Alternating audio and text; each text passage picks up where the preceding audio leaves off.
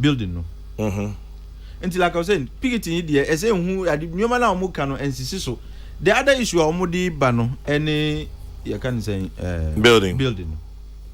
Chairman, say politics dear. I told the beer, yeah, the copy beer, and I've sat on this program and I'm on issues of security, economy, any education, and health. Yeah, we can find ways to do politics, but without necessarily destroying such sectors. Chairman, and you say, Fiti Prekupe, and I'm going to say ABC Dayon. The conversation to have a new building started in the 1990s. And yes, sir. Even under NDC, 2012, they were looking between 2012 and 2015. Chairman, no more should shed in as I see ADC Dino. I am my YBC Obi Kraton as I see my home. And the conversation to build, yes, you call SIC, I'm saying SIC Association. No, they see the SIC, but I'm talking individual now. Because they were looking for private lands to buy. Okay. And the Bimukra, see the sums were outrageous. Na when we buy no, Oman kaze o ayeni na G building from nti yankoye. They did a different structural integrity audit. And I said when bank na you, they contracted a third party to do it. Until a mini geological survey for a adwin and I me bo ma baso say sometimes these institutions are almost technical institutions and so mukasa when it is important to talk.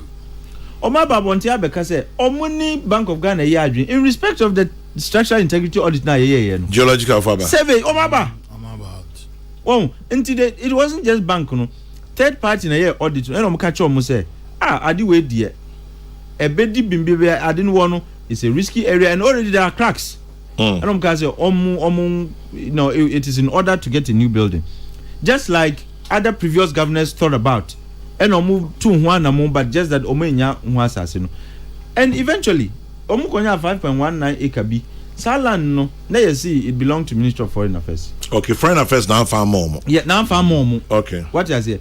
Until they even shopped around. But Ankara has a city. Obi timi to asase enye de ma. Until they checked around and they realized that ebi muko wa there are issues on them and now the amounts were ridiculous. So eventually they got a land, you know, as a result of an executive instrument.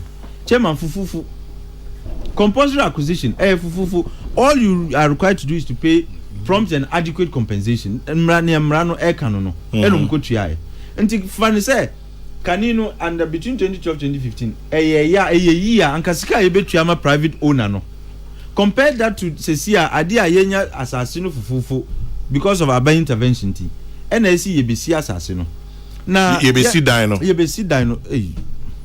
dan no maminka cost no ho asem kakra. Chairman say because people should take time and read the documents of the central bank. Me, I had different views until I read them. Chairman, what kind of document now? A child say the 81 million na Eddie can year the first cost no. And you no di call you. Why did they call? The staff and technical team of the bank no suggested 100 million to PPA. And the PPA name na kwetwe mu say yenye 81 million without telling them why. What is here? And they went ahead to do the bid. You see, Chairman, there was only one entity, and the bid offer was 121 million. Nkani now was 200 and above. Omunina. And people should be minded to find out this information. Minimse and Crawford are very enthused about using RTI. They can do that. To find out bids now amount for the buyer. Which one was the list? And it's a PPA amount 81. Now the least bid you get is 121 million. Chairman, how are you going to do it? And PPA now action, I mean the Public Procurement Action Ankasa. SC, the least bid is what you should go for. And yes, sir. And if the least bid is 121, it is not the Bank of Ghana that varied it from 81 to 121. And now, Omubesi Dino, when the contractor won, Omunya assassin or Westridge, when him say a fly zone, they had to seek clearance from civil aviation. Omuko and civil aviation catch almost say, such story now, 25 story now, Musino. You can't do 25 story. And somewhere in 20. Chairman, extra 5 no. And yet they were not building the extra 5 stories for fun. Na a Juma essay. Extra 5 no, omu define. And Assassin Susumbe 6 acres. They decided, okay, and they see other section on some other part of the. And I'm saying, oh, say yes, 6 there. I mean, 5 are canoa. Why don't we extend it to say 12 so that you bet me Eddie be cry commercial, facilities to say a big auditorium and a private banking hall, a commercial banking hall, and Abibisa. And Omodi call 12. What do you think is going to happen? Say, what's the drawings? No. Would be home? The amount cannot stay at 121. It cannot stay at 121. And only idea the Central Tender Review Committee, of Ministry of Finance. Only you see, as far as unit cost goes, it is very, very competitive. Chairman, Carl Bank, and when these are verified facts, Carl Bank will wait. Almost see bank. Chairman, and when they build according to square meters.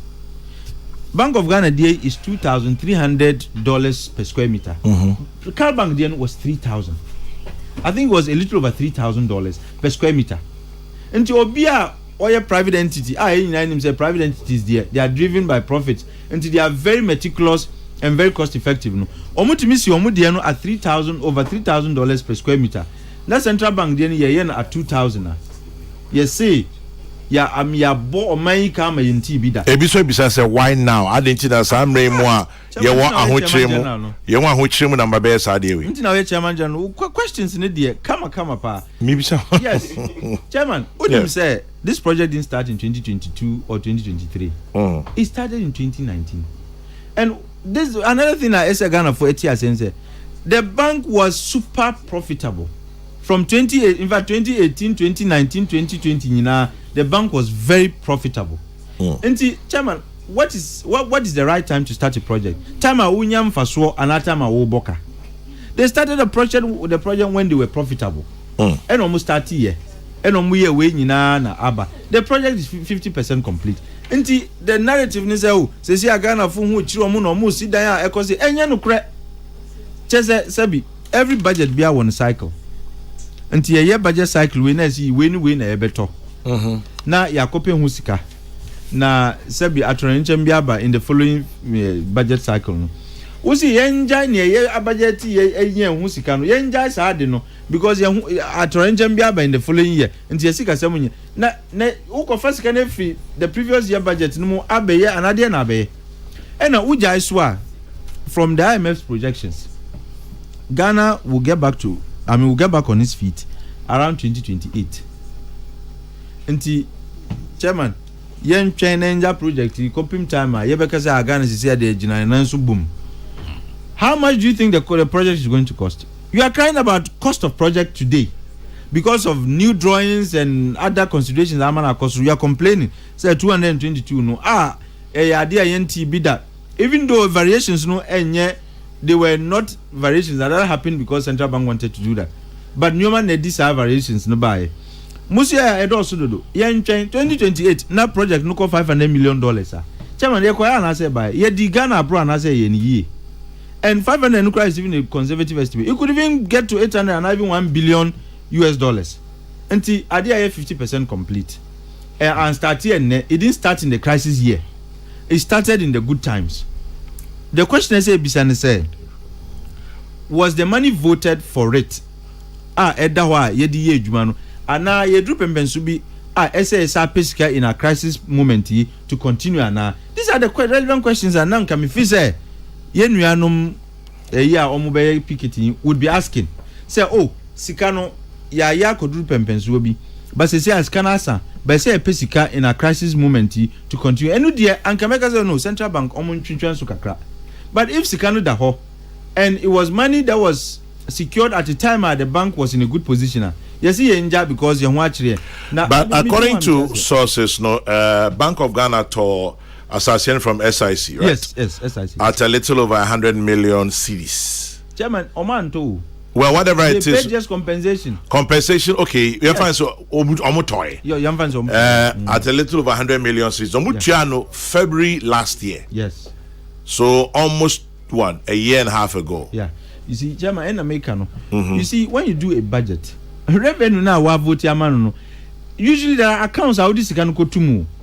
And you say, your budget na oh ye nenam ho da bia ye pese etua no na we can take money anytime in and yes sir because every budget cycle wo ehun expenditure any revenue and income until ye ye 100 million and we are going to spend doing ABCD ehun sikanie at the account be mo and he said later if and negotiations don't end in a day and the everyone say we started negotiating for the land about 2 years ago ehun sikada ho but eventually the negotiation ended 2 years after na ye kotua ye see enesika na edikotua debi ehun sika no ye budget man you don't spend without planning you don't budget and I don't spend something you haven't budgeted for and yet, at least that's not how the central bank and state organizations work ye pese ya di sika ebetimi dia ye nie antina uko beda there's always a reserve price because on my budget say we can't spend beyond this amount obiswa bisha say ye kasenka ye njai apart from say ebia dachi bi ne bobe kosro no say your high contractors yeah more exactly time frame on the bay juma absolutely ain't you have a judgment debt for example chairman pepe ain't have we considered all those things? I'm not sure they have. I have, but I'm not sure Nyomusi. Yeah. No, maybe yes. I think they know it. They know it. We are in a political era, campaign era. And we are back again some to feed the common man walking on the street. But at the end of the day, right, I think. Comments in I will go. At the end of the day, if we really have considered all these scenarios, yeah, sure say. Near Minuanum ne be air cano on Becanisa. Chairman, I strongly feel say won't be biasia, bisa nipano. That's how our democracy should work. Na ocheche mu ya na still unti unwasia. Now so the counter issues and our views are back. Say what chechem say ni. But me feel say ni. That is how you go forward. But chairman, you go picketing. Like I said, we are now got enough here. They will still be at post because the relevant provisions that will get them out, nobody has triggered them. And to pick it, I mean, Yanti say, yeah, the picket in the UOB office that. Chairman, me say, well, demonstration. They be, but I mean, the last demonstration I actively participated in, 40th demonstration. 40th, Chairman, yeah, no baby, I say. The shareholders are still owning UMB. Ekosi send there just Obine. What is here? Dominic Nebe. The shareholders are still the shareholders of the bank. And there is a limit to what these things can achieve. But I would have thought say idea ebe more effectiveness. Say let's meet as Unkrofo epese e magana tumpon. Have a conversation. And this officer papaya or your governor why BBI I mean look him in the face and ask him. No, you are no. But you can't dodge that opportunity. You don't want that opportunity. Now you